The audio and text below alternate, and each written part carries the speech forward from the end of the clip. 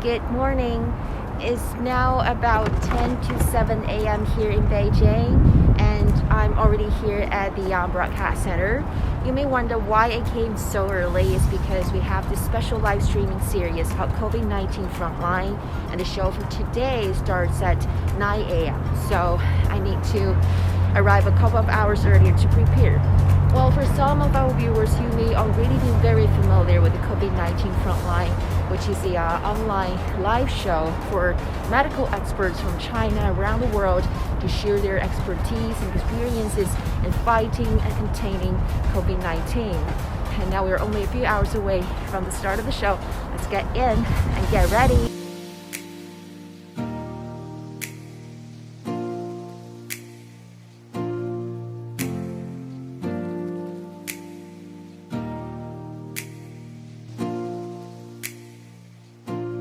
Hello, welcome to our special live streaming series, COVID-19 Frontline on CGTN. I'm Zoe. We have two topics to be discussed. ICU at the University of Minnesota. Almost everyone was able to be extubated.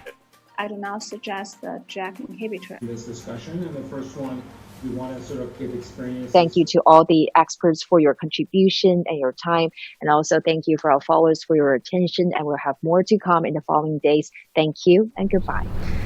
Wow, that was really an intensive and productive dialogue for experts from China, the United States, and Canada to share their thoughts on some of the most pressing issues, just as what we had in each and every dialogue in the past few months. And also, we've had international experts from a variety of different countries, the United States, the UK, Poland, Brazil, and also India, Bangladesh, Egypt, Kenya, and more. Now, my two questions for Dr. Chow. The first one is every possible PPE is provided to the doctors, but still we are seeing many of the healthcare workers getting infected. There are only some herbs available like gansao, linger, champi, and maybe I can say about ginger, of course. But what would be your advice? How did you do the screening? By the rapid test, by the serology, or by the PCR enough alone, or both of them? We've also invited numerous Chinese experts joining us on the live streaming that include distinguished academicians, the nation's most renowned doctors, and those who have been doing the fighting on the front lines of Wuhan. I feel so grateful for the medical experts who took time out of their already demanding and extremely stressful schedules to join us and share their thoughts and experiences. And I show great respect to all of them.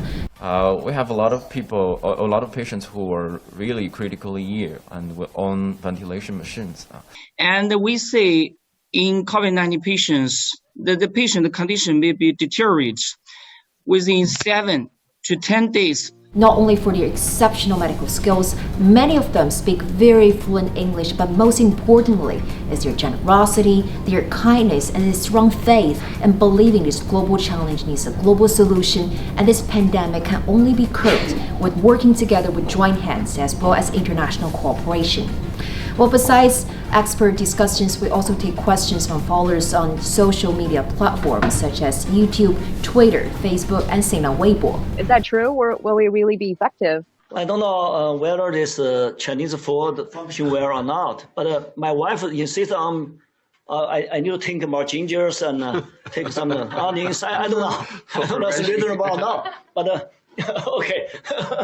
But you look very healthy now, so maybe it works to some Maybe it works. But there are some skeptical voices, especially from the Western media, that what China now is doing is merely exporting its models for attaching strings while extending a helping hand. I don't agree. And that's why I wrote a commentary last week for the weekend show Zoom In. When is being generous a cause for being blamed instead of being praised? And since when can everything, even a caring gesture, can be stigmatized and also politicized? And in those dialogues, I didn't see the exporting of the so-called models, but I see the candid and generous sharing by our medical professionals with simple goal of letting other countries know what worked here and what might be helpful elsewhere as well. I don't see the strings attached either. What I see is many international medical experts willing and eager to know the pressing issues they will face, which were vital for saving life. A virus knows no borders, neither does love, sharing, and caring. And hopefully the commitment and contribution by everyone in this fight can help us to win the battle of COVID-19. So stay tuned to COVID-19 Frontline and stay tuned on CGTN.